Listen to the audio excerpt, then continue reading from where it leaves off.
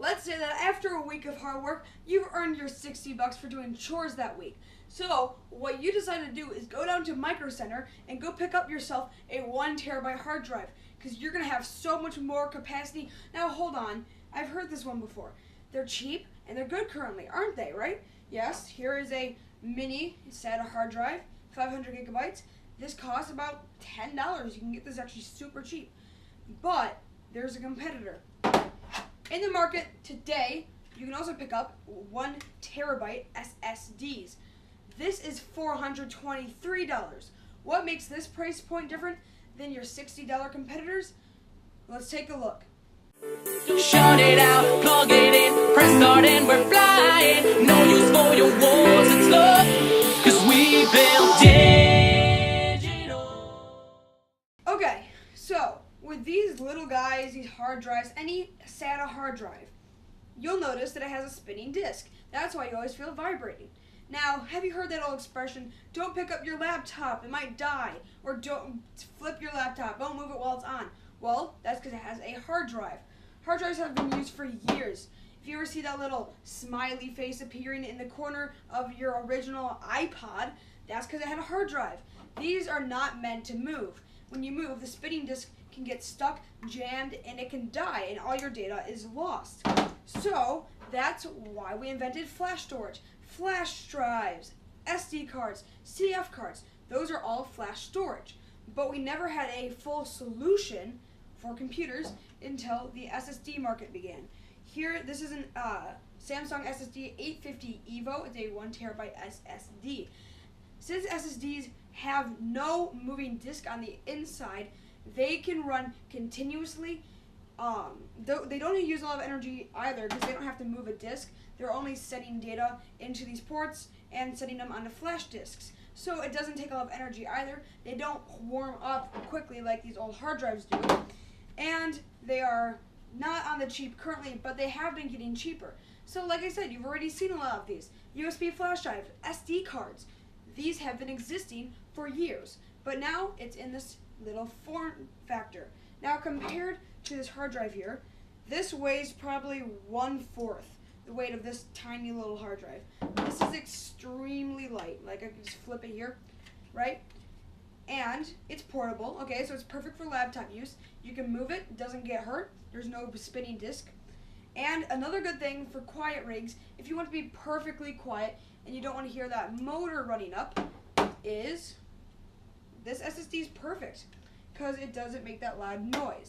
But why waste almost $400 additional just to get a tinier, quieter, and more efficient hard drive solution? Well, the answer comes in the read and write speeds. Today I did a test, HDD versus SSD, and I ran the hard drive benchmarks, and the results were a little less than mediocre, probably pretty bad. This didn't do very well.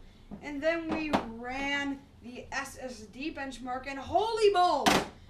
Do you see these numbers? This is insane. We almost got a 300-point improvement in sequential read and write speeds. That is insane. Now, that adds to another point. Server environments. You have a lot of vibration, right? So it's hard because you have to have anti-vibration mats. You have to protect your hard drives because they're all moving. It's extremely loud. You have to have more fans to keep those cool. Well, with an SSD, that's perfect because it has super fast read and write speeds. And that's perfect for a server environment, and it's quiet, takes less heat and less power, so it's perfect for really any environment. But it's not good for your bank account. So should you go and pick one of these guys up right now? That's not what I'm saying. You can go ahead and grab one of these and even install it with another hard drive. You'll see that comment. So you'll get like a 128 gigabyte SSD. You'll be like, well, that's not a lot. But you just install Windows on there. Then you have a external HDD or an internal like 1 terabyte or 2 terabyte SSD or HDD you picked up for like $100, and then you store your games, your Steam library, all of that on a separate hard drive in your system, but still allowing Windows to boot up. So here are those results, and here's the final match. As you can see, we have huge improvements over the HDD with this amazing SSD. So if the faster boot time, the better read and write speeds, the better efficiency, the less quiet it is, the less weight, if that is really important to you, then this should be perfect. But in a more of a budget build, I wouldn't recommend getting that in there. If you can, it would be a smart choice. But currently, I would recommend for people who are on a lower budget to just go with a 1 or 2 terabyte HDD. It just still do fine. You're not having huge drawbacks with it. But like I said, if you have enough money, I would pick up a 120 gig SSD. This is the SATA one. They don't really have any other connectors right now. But yeah, so that has been the benchmark of the HDD versus the SSD. And with that said, that's going to be the end of this video. Thank you for watching. Click right up there to check out our other videos in our playlist.